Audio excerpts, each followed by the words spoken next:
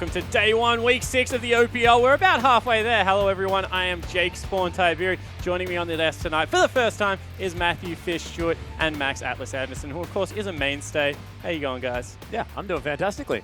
Thanks for having us at the table. No worries, mate. No worries. However, guys, we have some things we have to address at the start of the show. We do actually have a new patch that we're going to play on. And Atlas, I know that you're super keen to get your analyst hat on and tell me all about the sick changes. Well, I'm going to do my very best, Spawn. And everyone, Rise has been freeing up rune pages across the globe as he is now basically unplayable in competitive level. Just flat out not a great champion. It's going to be interesting to see him missing from the ban list there, Fish. Yeah, Kog'Maw and Gragas, on the other hand, got a bit of buffs to themselves. So now Kog'Maw has that extra attack speed, and Gragas has decent AoE clear in the jungle. Yeah, being able to level up your W, getting all that sweet attack speed on the Kog'Maw, definitely fantastic. We do have new items in the shop as well as the Dusk Blade of Drakthar is able to be picked up by our AD assassins. Bit of armor penetration, massive amount of AD, and as well as some movement speed. He's going to be helping out those assassins there in the mid lane, as well as dragon buffs, getting a little bit of help around the 2nd and 4th mark at the same time. So an exciting patch. There you go. That's the patch coverage done by iGuys over here. Of course, we're going to be able to see that in play a little bit later on, but not before we bring up the standings on your screen. It will be Legacy in sole position of top spot, still undefeated, and your OPL Legend champion. Direwolves and Chiefs are tied at 3rd spot, whilst Hellions round out the top 4. Trident, Sin, Inferno, and Avant are all still sitting on 1 win and a couple of different losses there, but tonight's game actually determines who will take sole position of that last spot. So let's take a look at the games coming up this week. It will be Sin versus Avant tonight before Chiefs take on Hellions tomorrow night. Our OPL Legend match is Legacy versus Inferno. That will be the last game of tomorrow night before Trident take on Direwolves. Of course, tomorrow at 6 p.m. Australian Daylight Savings Time, it will be our match of the week as the Chiefs take on Hellions. It is 3rd versus 4th. OPL previous champions, the Chiefs, taking on new upstarts Hellions, who have burst their way into the scene. Guys, just want to get your thoughts quickly about that match and what it means for the table. Well, I'm actually really excited about this match. We know that Hellions have been trying the very best they can, of course, in the gaming house that they have to get things working. They're looking better and better week to week. But the Chiefs as well, especially if last week's anything to go off, these guys have really gone back to what was making the Chiefs fantastic in 2015. Definitely is a big match for Hellions as well. They really need to prove themselves in this game. Yeah, they certainly do, guys. Of course, for any of the information, check out oce.lolesports.com. It has the standings, has the schedules, as well as some of the upcoming matches. However, guys, let's get into tonight's match. It is going to be Sin versus Avant on the blue side of the rift. At least for game 1, it will be Sin Gaming, Chippies, their top laner, Juves, their jungler, Ryan Meister in the mid lane, Cardred and Rogue will round us out of the roster. This is a lineup that had huge expectations and a little bit of a shaky week last week, Atlas. Yeah, it was a little bit of a struggle there for Sin. I don't think they were expecting to take a loss from Trident, and they just look inconsistent across the board. This is a team that just doesn't look like they're coming together after a lot of practice early on. Yeah, and speaking about inconsistency, we actually have Avant-Garde on the other side of the rift, and we don't even know what roster they're fielding. But tonight it will be Malaz in the top lane, Shelby their jungler. I believe it will be Destiny in the mid lane, Stark their AD carry, and Blind Turkey their support. They will, of course, lose all their bans again. Avant for not fielding their starting 5 correctly, as it will be an emergency sub once again to bring Blind Turkey into the roster. And what have you got for me here, Fish? This is a team that just has not looked great across the board. I mean, they've been dropping games left, right, and center. They have not looked good so far. And I really think that actually Destiny playing the mid lane is an improvement for Avant coming into this match. Yeah, that is the weird thing about this particular game, is the fact that the first game against Hellions last week was the best that Avant looked. That's with Destiny on the Lulu in the mid lane, making stuff happen. Of course, you know, Stark picking up pentakills. Yeah, it certainly was a strange game. Of course, let's not forget that the jungler out of Hellions gave them a little bit of a helping hand there, starting alongside a longsword and 3 potions. But let's open up this game. This, as you said, is going to be for pretty much bottom of the table right now. What are we looking at getting into this game from each team? I mean, it's an important match for both of these two teams. Like you mentioned, bottom of the table clash. The loser will be the last place in the OPL right now, and that's really surprising, especially since we thought that Sin would be one of the top 4 coming into this OPL tournament. Yeah, Sin, of course, have done so much practice in the preseason, probably more than most of the other teams. They were feeling vocal practice. Yeah, very vocal, making sure that they were letting everyone know exactly how they were doing. But it just hasn't quite come to fruition. This is a team that's had sort of Rymeister. He's been faltering, picking all sorts of crazy champions there in the mid lane, but not quite coming up trumps, sort of feeling like he has to solo carry the team. just feels like they're uncoordinated. Yeah, it certainly does. And, there's a surprise. It maybe is Sin's bottom lane, in particular Cardred, that we're looking to be the most consistent player. Yeah, this is the really weird part. I actually called him out, I think, when I was on the desk a little bit earlier on, saying that Cardred not necessarily meshing with the team, not quite managing to get to the fights in time, all this sort of stuff. But over the last few weeks, he's become the most consistent member of the roster. Of course, he did highest damage in the game in their most recent match against the Hellions. This guy has really been pumping it out. Whereas on the other side of the rift, Stark, even though he got a pentakill in his first game as Kalista, he did less damage than the Malphite in that game. And it's a huge match for Stark as well. He really has to prove that he has to be that he is the starting AD carry for Avant here. He has to prove against the best player on Sin right now. Yeah, it certainly looks to be the case, and he's got big shoes to step into because we kept mentioning, and other people on the desk were vocal, that Destiny was turning into that carry. Sure, he wasn't shot calling fantastically from the position, but he's positioning in team fights, the ability to lane was really building him up to be a big AD carry. Now to the mid lane and support position, depending on which day of the week it is, seems that he's giving over some of that carry responsibility. It does, and like we mentioned earlier, it just feels like he's a lot stronger as a mid laner, and he's more confident as a support as well. He just makes more decisive plays, and I really like this switch from Destiny, which is surprising. Yeah, and of course, Destiny was originally a support player in 2015, had some of the biggest highlight plays as well, you have to say, because this guy was really able to make stuff happen, especially on the likes of Thresh. But I loved when he was playing mid lane. He was on the Lulu, he was just skipping around to the bottom lane, getting kills in the jungle, doing the work for the team. This guy really feels like the heart and soul of the team right now. Putting him in the mid lane feels like he's just in the middle of it all. Yeah, and what we've heard, willing to sacrifice a lot for the team to be able to get themselves into that winning position. The last trip I want to take is into the top lane. I feel like Malaz was the rookie that was built up huge. Chippies, of course, was someone that we'd always knew about.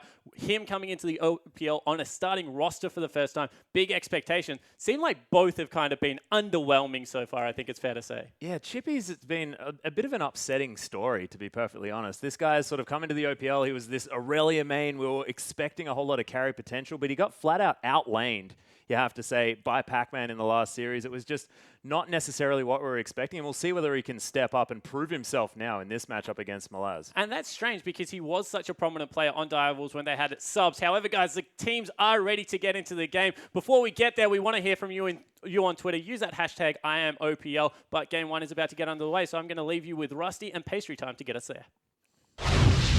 Thank you very much, gentlemen. And that's right, we are going to get ourselves into another OPL week because it's Monday, our new favorite day of the week, because it's OPL time, Rusty. Only match for this evening, Sin versus Avant. Once upon a time, it felt like this was the battle for fourth place. It definitely still feels like it could be a battle for fourth place. They said it on the desk earlier. The team that loses will be in that last position, but the team that wins is actually a lot closer to fourth than you would think.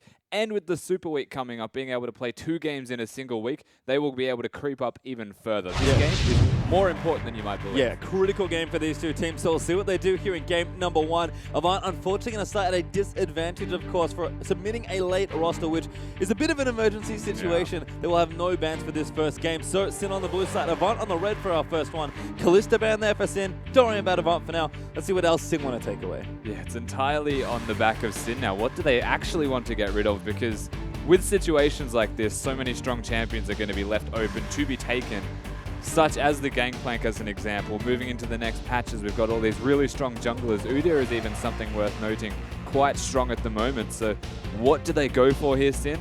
Mostly to deny from Avant on the assumption that they're all just going to have good champions. Yep, they're on the blue side as well, so they'll get to first pick something away. Sin, we'll see what they can do here with the 3 bans. Gangplank is going to be targeted once again. Like you mentioned, we have swapped over patches.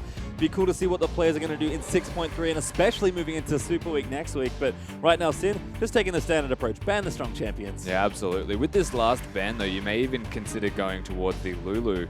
Knowing that Destiny is the middle laner for them right now, has played 1 game mid, is actually an AD or support player. And that 1 game was Lulu. So it could be a tactical decision to target Destiny, take away the 1 champion you know he can play. And as a support player, he may not be able to play a lot else. Yeah, and we've talked about Rymeister needing to step up a bit more for his team. He's felt definitely like he has to carry, as Lysandra is actually the final ban there for Sin. And I think Rymeister, if there's ever a time to really go off and be a big assassin or be a big carry, it has to be here against the substitute mid laner. Absolutely. Looking at this, you'd have to say it's a mismatch. It goes without saying. And Rymeister's one of these guys that has been vocal on social media, but has managed to keep this humility behind him, knows that he needs a lot of work and is trying to work towards that. Still, if he shows up, he's one of the scariest laners in the entire OPL, and can actually destroy people. Yeah, and it feels like in general, Sin have not been able to rally around their points of strength across the map. Rhymeister, we usually look to be the driving force behind Sin. We'll see what he can get done here, but we do have a pick now to make. Chippy's, of course, going to hover his Aurelia. That's what he was famous for. Maybe we'll see some Aurelia. It's been a while. But I'll have to see what Sin going to take first, too. Yeah, there might have been a small conversation with Sin prior to this game about Duskblade Aurelia mid lane and if it is good at all. So small shout outs. And there's the champion we know and love. Yep, we expected Kog'Maw at 6.3, but first pick from Sin with barely any hesitation. And that's the real big question here. Cardred has been the most consistent member on Sin, but he's been consistently okay. He hasn't actually stepped up in a big carry. Putting him on a champion like Kog'Maw with the assumption that champions like Janna and whatnot will be picked to complement him, they're actually expecting Cardred to carry as this consistently okay player, which means he needs to be great, not just okay. Yeah, and it is interesting to see Kog'Maw being in the meta does shift power back towards the bottom lane. But if there's anyone that can do it, Cardred is a famous long-range hyper carry player. He's known for Caitlyn, he's known for Cog. This could be a positive shift for Sin. Absolutely. It's one of the easier AD carries to play, I will say as well. You just have to time your one button right, and then you just sit and spit and hope that people die. Yeah, hands off, just go. Take the wheel. And then, yeah, hopefully it will work out for Cardred as well. Lots of weight on his shoulders. Certainly is. Corki Lulu are actually the selections there for Avant. Corki, a slight nerf in this patch, but likely still a strong champion, especially if you can play it. And I love the Lulu pick away. You don't want to give over Lulu Cog. We already know Destiny can play it. Might as well take it away. Yeah, absolutely. Pick the Lulu for themselves. The Corki in particular, it is damage off the Q, so picking him as an AD carry role, you are missing a bit just from the raw damage. It's going to be more auto attack and Sheen Weave focused. Most importantly, you need to use the spells with the Sheen prop. And look at this, and more changes coming. Gragas Braum actually the selections there for Sin. And I have to think that's obviously Braum's support, which seems just fine with the Kog'Maw. But I think that's Juice's jungle champion. Absolutely is. Gragas at the moment, you've got the change to the W where you can hit minions in a 250 radius around you when you use the Keg Bop. I think this is the best name for it, the Keg Bop. You can clear minions faster early game. That's the most important thing. So Gragas has caught up to other junglers with his clear speed from the level 1 to 3 mark for his capacity to now use AoE on pretty much every single spell that he has. Can gank earlier, can match other junglers and their gank paths. And as such, once he gets Runic Echoes, it just becomes unbelievable. Yeah, and we'll have to see what Juice can get done here. Could up to the Cinderhog if he needs to be a tank, so there's a bit of flexibility there as well. Avant, though, do have 2 more picks to make here, but already Sin feels like a lot of the changes on this patch maybe even favors the team. They've definitely, they're wise to the patch. They've started to pick champions that I'm sure they're comfortable on, but also suit the meta right now. But Avant now with only a second left. Destiny's going to need a champion. It is a late Rek'Sai lock-in, and Caitlyn's going to join for picks 3 and 4. Yeah, so they pick the Rek'Sai as more of a control-based jungler, vision-heavy, and just trying to keep Juves down, I guess, most importantly, whilst looking to get ganks off himself. They've got the Lulu to boot as well, so Caitlyn's going to be very difficult to kill the later the game goes. And the Corki, which is going to be the mid lane Corki to take from this, to be able to complement the mid game. So a very well-rounded composition thus far for Avant, and from what you can assume, missing their support as a last pick is one of the most creative things. Unless they're going for real deep on the Lulu, as we're done for Sin. Yasuo, Tahm Kench have been locked in for the top and mid lane. And, I mean, Rhymeister is not banned. He's going to take it. There's no Zac combo, but Gragas should do just fine. It's something I didn't want to note unless they locked it in, is that the Gragas-Yasuo combo is unbelievably strong at the moment. It's the fact that you can utilize your ult as Yasuo whenever you want in the entire cask. If it's going to knock them away, press it straight away. You'll still get the combo off. If it goes towards you, delay it as long as possible and then keep them stunned in the air and let Gragas come in and put all of his spells down. Saves having to use the flash as Juves, most importantly. You don't need to flash body slam engage.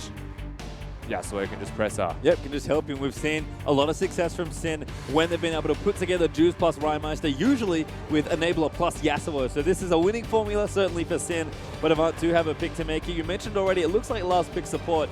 Blind Turkey, no, for that Thresh play, wouldn't be surprised to just go back to Comfort here in Game 1. Wouldn't surprise me to have the Comfort and Thresh, but I am a little bit surprised they didn't go for the Janna, given they already have the Lulu composition with 2 big damage carries, but instead they do lock in that Comfort. Yep, so they're going to take Thresh. Should be just fine there. Lane, kind of meh. Probably a lot of farming happening in that bottom side.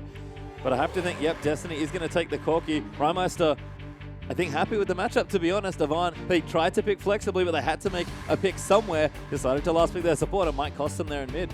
It may well cause some issues in this middle lane. I feel like The Corki was the obvious first pick, right? So they've gone Yep. for this Corki, not knowing what Rymeister will pick, but knowing that Rymeister's got a million picks up your sleeve against it. Didn't go for the Cassiopeia this time, instead went the more aggressive and physical route, because they've got a Cardra on this Kog'Maw who's a bit mixed with damage, and Juice, who's going for full magic damage on the Runic Echo's Gragas jungle. So they needed physical. Rymeister has a wide champion pool, fits the team, and will be able to scale and potentially split against Malaz. Yeah, and I think for me, on top of all that, it's a comfort pick for Rymeister as well, and for Sin. I look at that team comp and I think about all the individual players on Sin, and it just feels like everyone's got a champion they're happy with. Absolutely right. And there's one thing that people say about Sin is don't give them the Wombo. Well, comfort champions are a very similar prospect for these guys, and generally their comfort champions do have some kind of Wombo to them, as this time it is going to be Juves and Rymeister with that focus. Well, we'll have to see how this works out. So you can see the team comps on the screen. Don't forget your hashtags, though. If you're cheering for Sin, use the hashtag SinWin here for Game 1, or the hashtag AVWin for all the Avant fans out there on Twitter. Don't forget to use that hashtag IamOPL to get your tweet perhaps featured on the broadcast as well. One thing I do want to note here, though, just before we get into this game is I would not be surprised if Sin put a lane swap into effect. I know they've got the Brom Kog'Maw and quite a strong level 1 lane, but a Caitlyn Thresh can be super oppressive, and I think Sin should avoid it. Yep, I think Carter in general wants to stay safe, wants to get his farm, but we'll see what happens at level 1. So you are going to move out onto Summoner's Rift for the first time this evening. Both Sin and Avant, very key game here just before Super Week. They do want to make a deep run if possible next week, but it does start here. And only one of these teams can win, so a very important best of 3. Absolutely is. Super important game. AV with the emergency roster swap, though, coming into this one, something we do have to touch back on, into one of the hardest laners to play against in Rymeister, and especially in one of the most mechanically intensive champions in that of Yasuo. Adds up and could put Destiny into a very awkward pressure situation. In saying that, Destiny playing AD or split. Yep. It's just playing an AD mid. Yeah, he played Lulu, which kind of threw back to his support roots. Now he's throwing back to his AD carry roots there as Rymeister's playing. It's a very nice song, hanging out just near the Raptor camp behind the red buff. That's great. I love that skit. It's better than the Project one. I agree. The whistle's 100% agree. Yeah. No, it's weird, man. It's like dubstep flute. Yeah, No it's not good. even dubstep. It's just like dubstep sound in a flute. Not great. Kind of like a blender. So we'll leave that one alone. Thank you, Rymeister, for using the exceptional skin as Blind Turkey and Stark are going to face check this rush here. Rogue looking for the tag there. Cardra getting some damage down as well. W is there. Stun is good there, and Stark can eat a whole bunch of damage. Blind Turkey barely misses getting stunned as well. And the minions are here. So Sin, they bait that bush when Avant looked to stop them from taking the double golems. And they find themselves with a big health advantage. Already at level 1 in a strong level 1 lane with Brom. They would start to struggle later on. That is the perfect beginning. Yep, we can see Destiny certainly knows his way around Corki. We expect that from the ex-AD carry player, getting the damage in while he can. It only gets harder in this particular matchup. Rymeister in the early levels might suffer just a bit, but see how the lane works out. It's a great poke here from Destiny. Knows his way around Corki, but does he know his way around the short lane, which is a lot harder to navigate?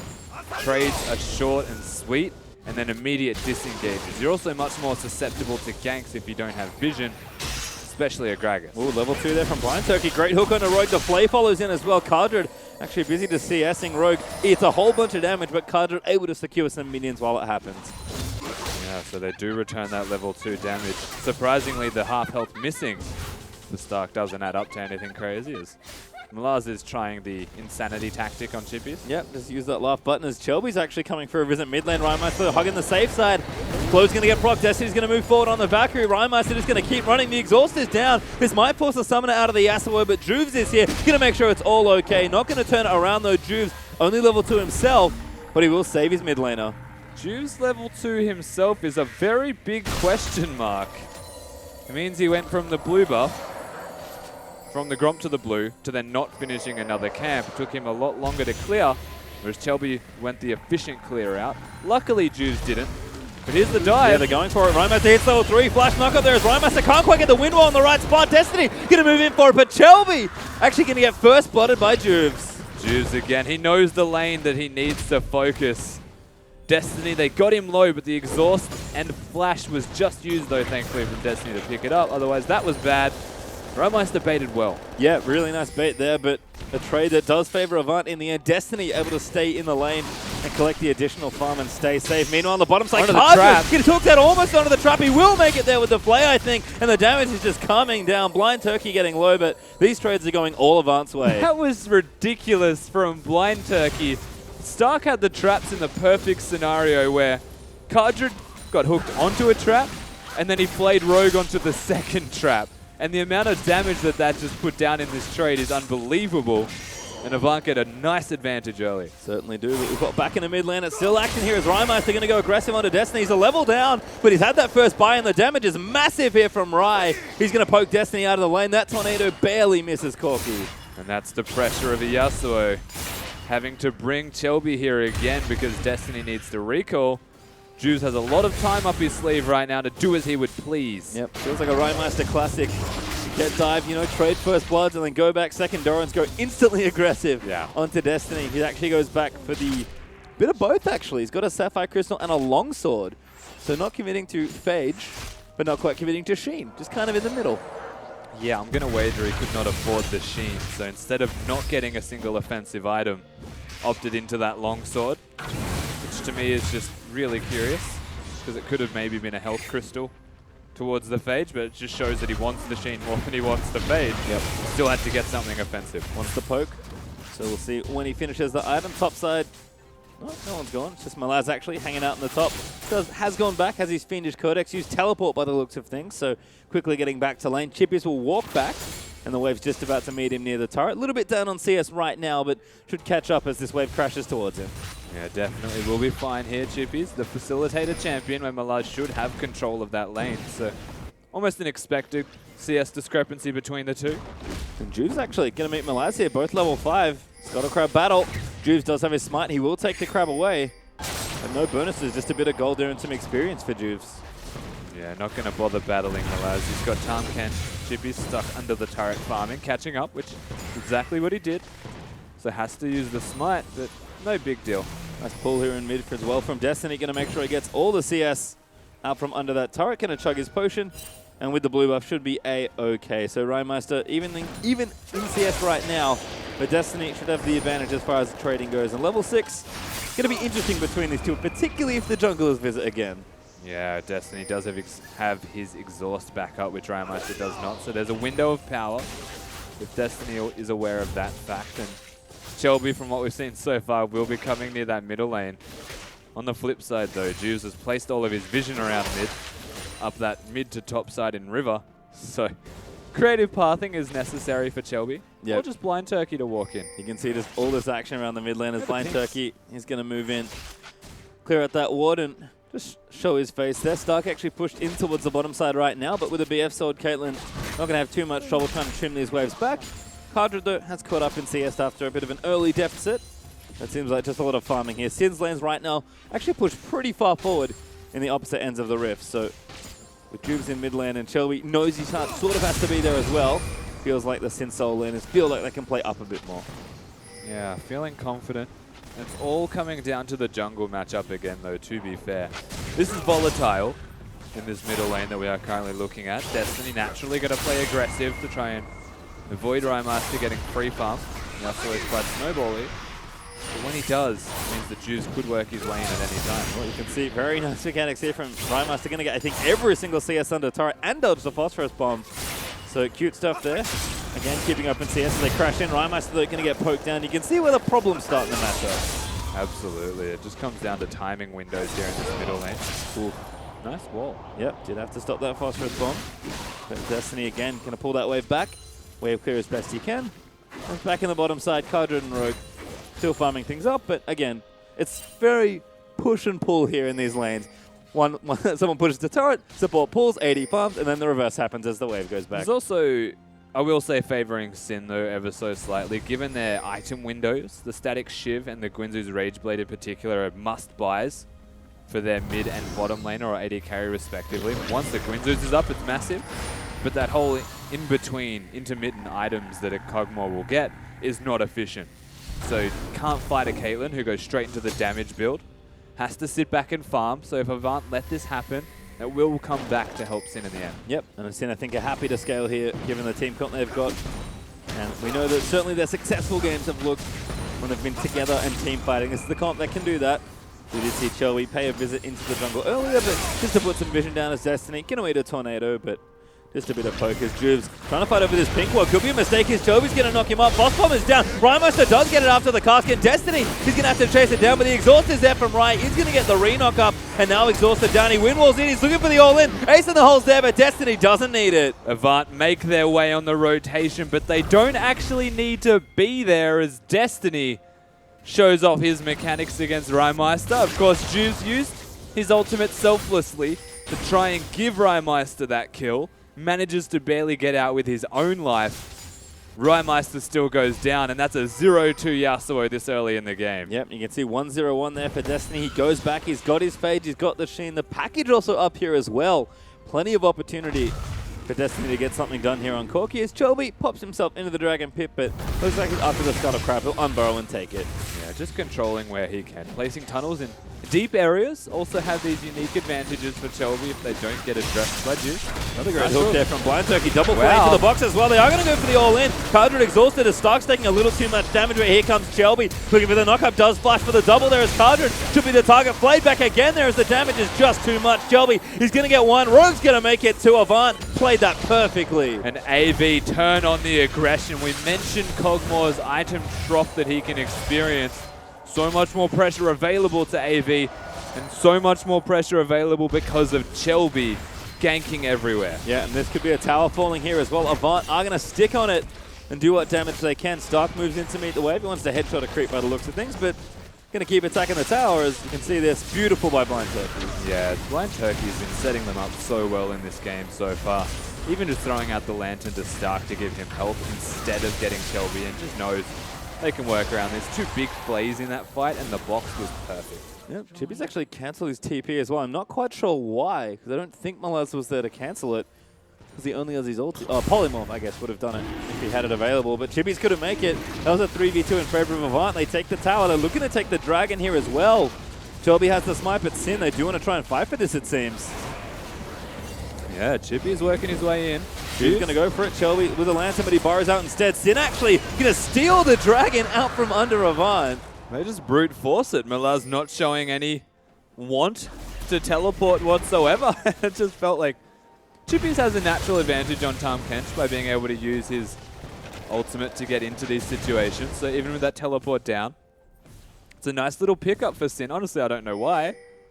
They just feel weaker, and they shouldn't. They should feel strong. It's a static Shiv BF sword against components of a Guinzu's Rageblade and makeshift boots. I don't understand. Yeah, Kog'Maw's always been known for those one-item spikes, but it felt relatively bad to get Trinity Force components. As Kog'Maw earlier, he was real bad when that blasting one's sitting there hanging out, waiting to be the awesome Ginsu's Rageblade. But Cardred still going to have to keep that farm up. He does have a dagger for a bit of extra attack speed, but he has to hang out right now. Stark certainly with the item lead at this point in time as Blind Turkey is in another adventure. Oh, Chippies. He's going to face check. He's going to get flayed back here. Damage coming out from Stark, and now Chelby's moving in as well. Chippy's now going to have to run himself away. He does have the flash. He's going to have to use it there over the wall, but good pressure there from Avant. Chippy's held onto that flash for an awful long time. It was kind of like a damage assessment. Does mean he has to go back, though, because he took so much of his health in damage. If he chooses to stay, it means that Juves will have to hold the lane with him. Oh, no, they've got Rogue coming. There you go, 3-on-3 top lanes. That's a very ragtag 3-on-3. Cardred hanging out in mid lane now, so 80 Carry is going to battle it out in the short lane. Cardred, though, just trying to collect that last little bit of farm. Rymeister actually might be split pushing now. He's got the static shift completed. Who's going to challenge Malaz, but Lulu does have that TP still available. Rogue going to eat another hook there from Blind Turkey. But I like the swap from Avant. That top tower already down to 50% health. Yeah, and AV having the Kaelin should find an advantage when pushing that lane. Destiny should be able to poke out Cardred indefinitely also. So they do have to send Rymeister back, of course. No tower for them to defend the bottom. So no reason to prolong his stay there. And a smart rotation back mid. Yep, Rymeister make sure he collects the CS. Cardred did go back. So the farm he got from that mid lane does give him the Ginsu's Rageblade, but top tower might be a little too late to save it. Blind Turkey throws one of the first hooks we've seen that didn't connect.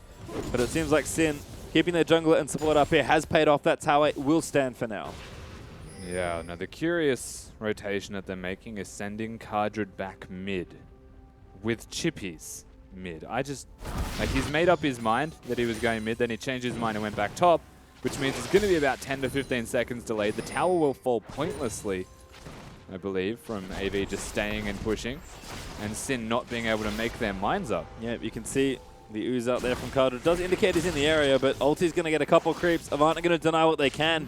And that's 2 towers to 0 now. The map's starting to open up, and Rymeister is in the bottom split pushing. He will continue for now as Avant looking to jack this blue buff. Yeah, AV are the ones putting the aggression into place. Sin are just trying to deal with it essentially as best they can. Damage control. There's his package too. Yep, great time there for Avant. Good pressure in the top side. Trinity Force completed for Corki.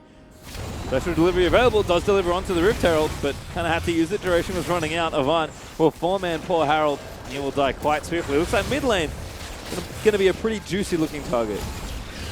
Yeah, it should be the natural plan of attack here.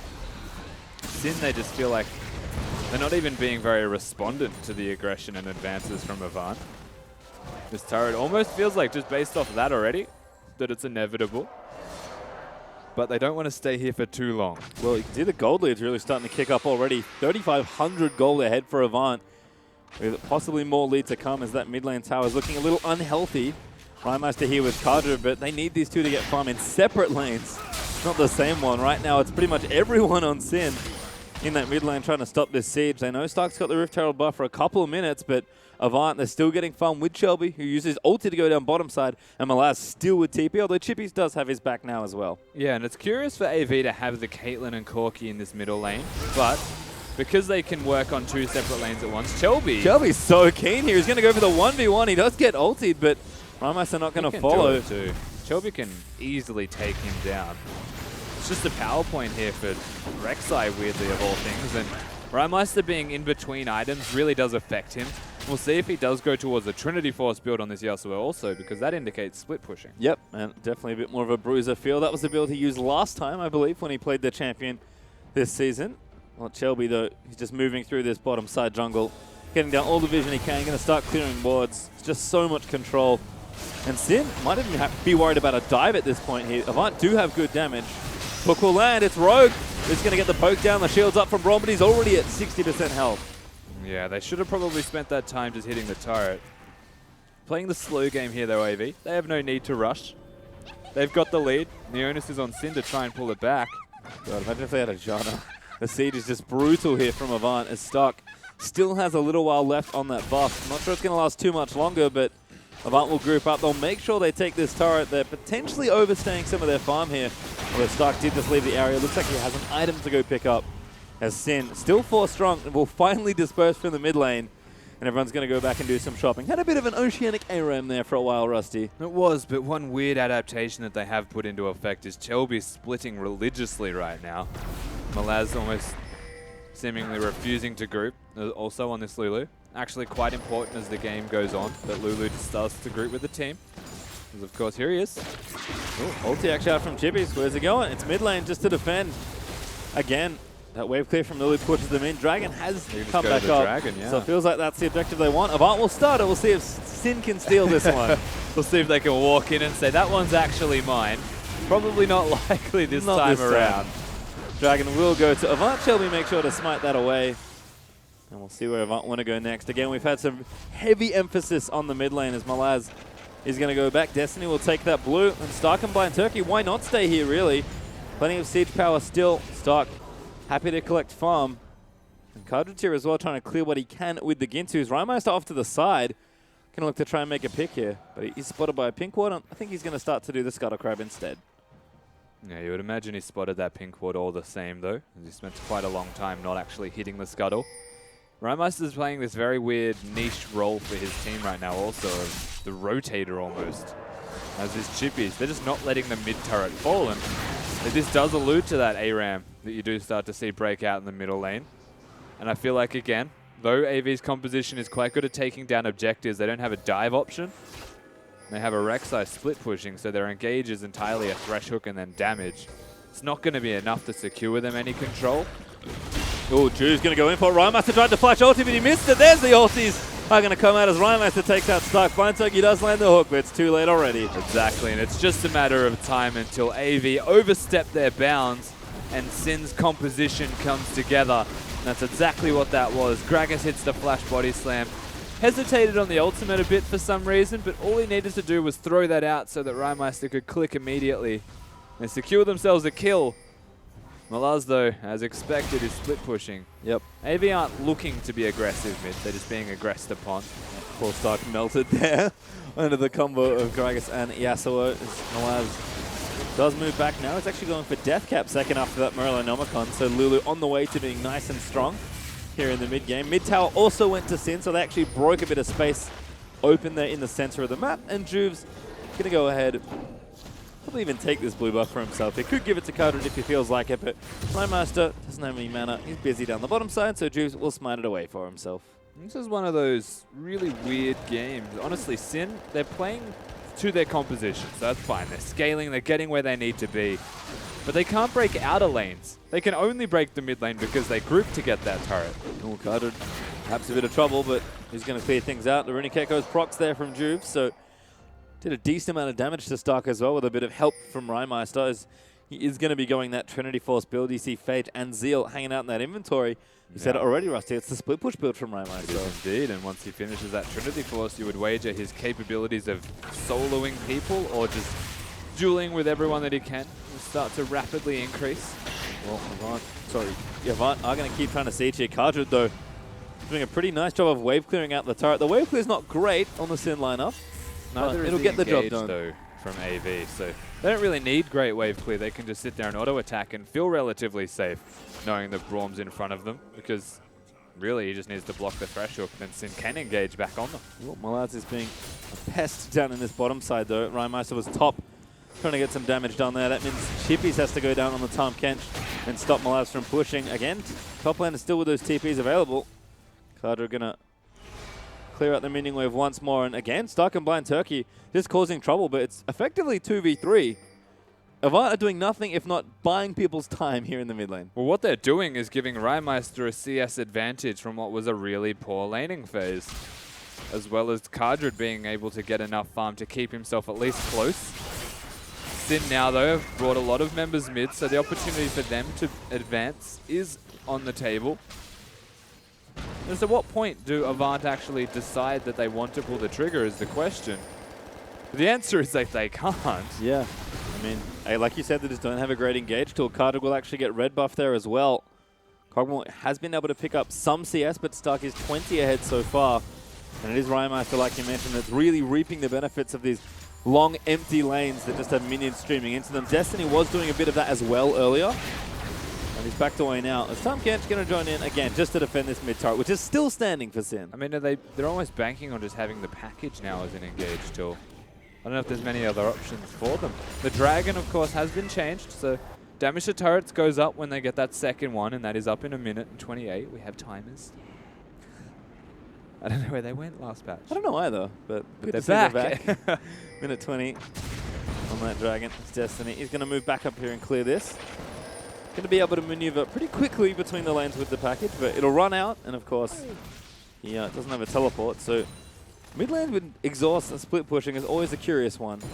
This feels like Sin are a bit better equipped to do it, especially now that Rhymester has that Trinity Force completed as well, and Cardred with the Runins doesn't need to stack that Kintu's up to really wave clear now, but when he does, he'll shatter through minion waves. Absolutely, he'll shatter through anything in front of him that he can attack whilst not moving.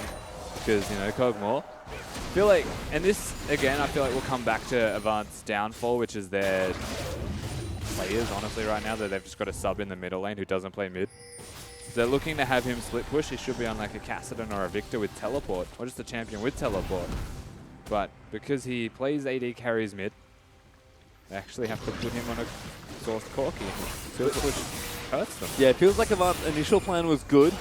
You know, take out the Adders with Caitlyn, use that early power, then try and shove down mid. And as soon as that part of the plan fell away, and you couldn't see the mid lane turret anymore, all of a sudden your AD carry gets picked by Yasuo Gragas. And it's just been tricky times here. It becomes a case of just pack it up. That was our one strategy. Yeah. They have no fallback option. They've got Rek'Sai split pushing as well as one of the other weird things. So I guess looking at it overall, if you were Avant, you might be looking at this Dragon as the major win condition for you. Quite possibly. They are going to take a second one here. Destiny and Shelby team up.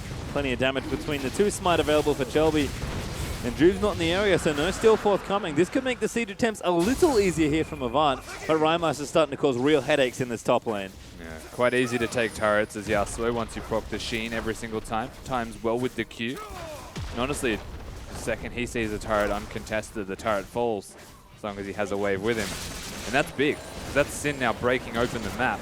And every single time AV try, Chippies shows up. He's actually on a trap, but not too worried there. Very tanky on the Tom Kent right now with double tank items already completed. And it's sort of amusing to watch, but Sin's wonky split push comp's actually working out very nicely. All they need to do is hold. They just sit mid, they hold the fort, keep them down. Chippies and Rogue between those two are very capable of blocking Cardred and keeping him alive. And Juves has actually got quite solid engage tools right now. He's got that Dead Man's Plate going. And that is such super speed Gragas engage that you don't need to flash. You run at them until they flash. And then you go after, yeah. And you can see Destiny's forced to move back into the top lane and clear that out. Rymeister was threatening a tier 2. So Corki will move in to defend it. But Sin, they were almost 4,000 gold behind at one point in this game, and they've brought it almost all the way back here. Only 2k down at 25 minutes. Given the position they are in this game is very healthy. As Cardred does indeed get that blue buff, Stark will go ahead and get red. But it just feels like Avant, again, they had the first part of the plan all figured out. Seems like they're just waiting between dragon spawns right now. Very safe, conservative play from Avant. But the worry might be that, honestly, I think they get outscaled. They do kind of get outscaled. Yasuo split pushing. You're about to see it 2 levels above of Malaz, who has to kind of respect that and back away. Will only get worse from here as Rymeister works towards, you would assume, the Bloodthirster for extra split pushing strength. And that overshield, you've got a Kog'Maw who's got a lot of protection for him to keep him alive.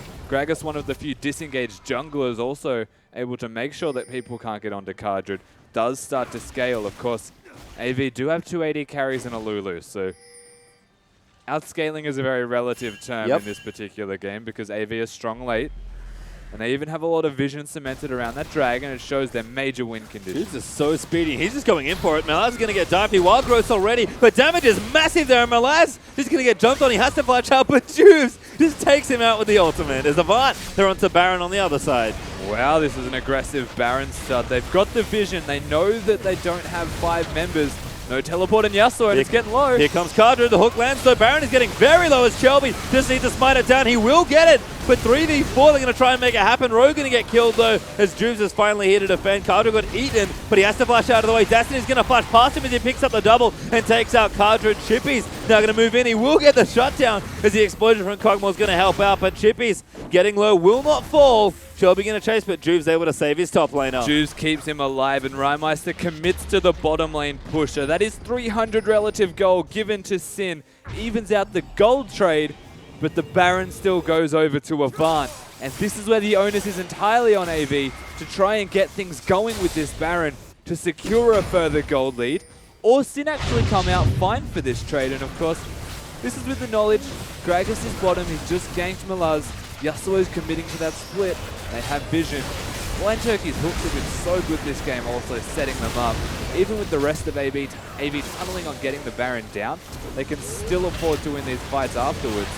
Destiny does get over aggressively. And you can see Avant seed problems not too bad right now, as 2 dragons and a Baron buff going to make this nice and straightforward, especially with 280 carries, although Destiny is going to apply the buff to the bottom side by the looks of things. Shelby trying to steal the Raptor. Juice walks over and smites it. He's going to make sure he defends that part of his jungle. Red buff, though, under threat. Cardred will get it. Once again, Sin trying to defend from a very difficult siege now, as Blind Turkey going to barely miss Chippies with that hook. Difficult within reason. I feel like Sin, if Rymeister manages to get into this bottom lane, take down Destiny, then AV don't actually have many options. You can see AV just have to stick together. Don't have Baron buff on their top laner, so can't actually use him to push a different lane. Shelby does have it, but I think he needs to be there to protect Stark. They do have the package as well, though, so special delivery available for Destiny. Choosing not to take it twice now means doesn't want to utilize that power, which makes little sense given that he has the Baron. Well, you can see Sin doing a good job defending once more. Cardred, Buildwater Cutlass completed now, so on the way to Blade of the Ruin King, but there's the Bloodthirster for Rymeister, like you mentioned.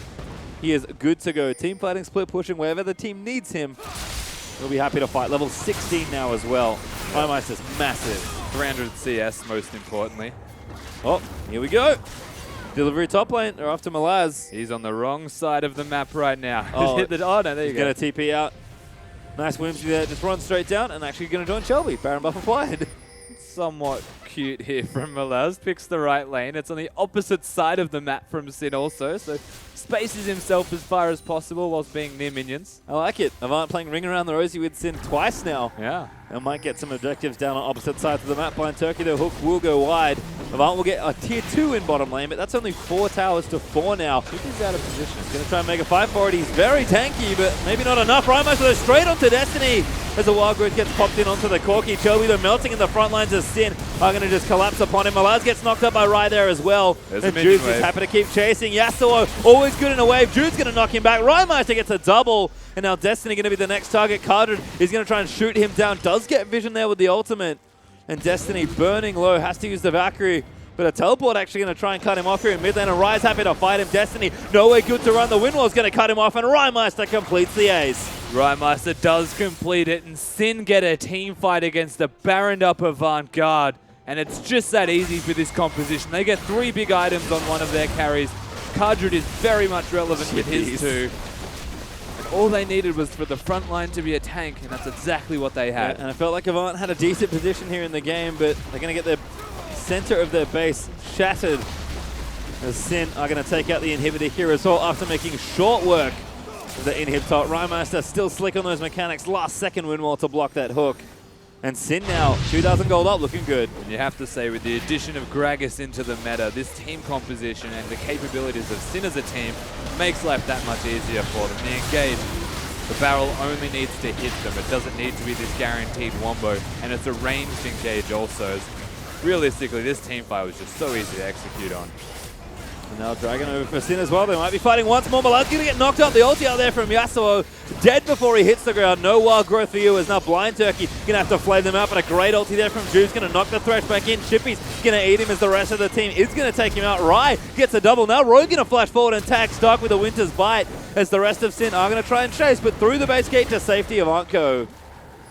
It's also worth noting at this stage that Destiny may have wished he had the package when that fight broke out. Of course, has it now. And it would be quite difficult for Sin to break this base because of it. A little ambitious perhaps, Destiny posturing aggressively. But Sin, no other waves pushing unfortunately for them and can't quite end the game with their death time is still a little short. So they will back off towards the enemy jungle and take what they can. But Sin just keep finding fight after fight. Feels like that scaling we talked about sort of arrived here. Absolutely has been. It's just the fact that they're scaling with engage tools, whereas AV are playing that Ring Around the Rosie that you mentioned earlier. Quite execution heavy. Of course, they still have their shot caller on their team in Destiny, so shot calling still going to be there. That much easier to execute on compositions, but only within reason. And Rymeister doing so much work in this game. I think I have a lot of money. Yeah, he's got so much money to Sitting on that spend. for a long time. He's going to go back and finally spend some. No, he tricked me. Not going to recall just yet. Yeah, he did. Oh, he did. I thought Chippy's ate him. Blade and boots. There we go. Looking You good. can't eat someone recall. I know that. Thank goodness. I know. Sin still just pushing out this wave card. We're going to go meet the top side. Malaz trying to get some work done here. Keep the minions away from their side of the rift. But it's been tricky for Avant so far. Seems like they've got the tools to try and fight here. But you said it already. It's really the execution and the tools they have to engage that are costing them here. And Baron up in 45 seconds. Sin know exactly where to look. It's just been working out so effectively for Sin. They put Yasuo into every single side lane that Malaz pushes one, Rymeister pushes it back. Chelby is in the other one, Rymeister pushes it back. He just rotates back and forth between. Look at Rymeister's farm right now. He's ahead of the clock. Yep. As a 6-2 Yasuo with 3.5 items completed. And of course he is going to scale. The rest of AV, they just sat mid. They tried to chip away at the turrets and get it down. Find themselves more than a 3k advantage. Rymeister. Rai gets exhausted, pops up the Windwall though. Star can't do too much there, but he is going to get hooked around. Does have the QSS, but able to kite out of the way. Will land the ace in the hole, but Chippy's here to try and make it happen. Tornado just going to miss as Avant are going to move in. They will actually land the hook onto Tom Kench and collapse 1v4, but Chippy's is massively tanky. The Grey Health popped up. It's not quite enough to kill him, but Sin busy wrecking the base. Yeah, wow. Sinner pushing this top lane. Destiny's the only respondent here. It's going to take a long time, and that is gone. Yep, they'll take the inhib where they can, as Avant are actually looking to cut them off, I think. This is a dangerous spot perhaps for Sin. Chelby, nice ward, he pops over the top. And Sin have to run. Juves is fast. Kydra could be the casualty of war here. They need Hook to lands in, protect him. blind Turkey, massive play, finds Kydra as Malaz trying to cut him out, but the Kog'Maw's going to turn on the damage. Hook though, does land in. Rymeister going to try and turn things around here with Juves. It's 3v4 now for Sin, as they are going to try and chase it down. Destiny eating so much damage as Rymeister able to ravage through them. Basically 1v4. Shelby, the next target. Juves is going to team up as Rise already grabs another double. Shelby will fall, but Sin somehow pulled that out. They managed to live long enough. Oh, Dark. rough there from Juves, missing that flash, but it doesn't matter. Gonna chase in on for Shelby. Tornado there, knockup's good, ult is great. Shelby goes down. And Rymeister, as you can tell, didn't use his ult. Dark, you are. Just nothing he can do. Chippy's Give it a dance. gonna Chippy. eat him, have a bit of a dance, slap him down for the ace, and that should be game here for Sin. That should absolutely be game for Sin. The game, Avant, they try something desperate to explode the map open, utilize numbers. Those numbers aren't going to be enough to actually take Sin down, and they win game one. Yep, Sin do what they know best, and that's team fight effectively with Yasuo and an enabler, but it works out well. Sin together for once more time, it feels like. And all of a sudden, when playing like a team, Sin look like a much stronger force. They definitely do. Sin, they've been quite vocal about thinking they are this really great team, and after a game like that, it's hard to argue. We'll see if consistency does actually come into play here, though, for Sin moving into the next games in this best of 3. Yeah, definitely feels like as well that just, again, the meta changing. It might be the win changing here for Sin. It just looks so much better for them. Absolutely. The fact that Juves can go on to something like Gragas, which is a comfort pick for him, set Rymeister up on his comfort champion on Yasuo, and that is the key word, comfort. These guys are all playing champions they are very refined on, making it work for them. Yep. Well, we are going to throw it over to the analyst desk, I believe, so let's get a little bit more from that game. Thank you so much, Pastry Time. I'm still Spawn, joined by Fish and Atlas. And boys, that was an absolute corker. In case you don't know what that means, Fish, that's a good game. Let's break this one down. I want to take it back to Champions Select because Sin got exactly what they want. They got the double wall comp. I mean, we've seen teams around the world like LGD play this to great success. They even threw a Kog'Maw in there for good measure. Across from a double AD carry comp. And things got off to a good start, you have to say, for Avant. Yeah, Avant were able to move around the map really well. Of course, Chelby especially, affecting the map like Chelby would be known to do, of course, previously. This guy was sort of the shot caller for the team. He's able to get stuff done. Dives a little bit overly aggressively there in the mid lane, make sure they get that kill onto Rymeister. But despite the fact that everything was so fantastic, Sin can still play the Wombo combo. Yeah, they certainly can. What I want to look at, however, is the decisive play that did come out of Avant, at least at the start of the game. You know, mid lane gank transition into bottom lane gank. Certainly looked like they were in control of the game, at least early here, Fish. It really did look like Avant were in control of the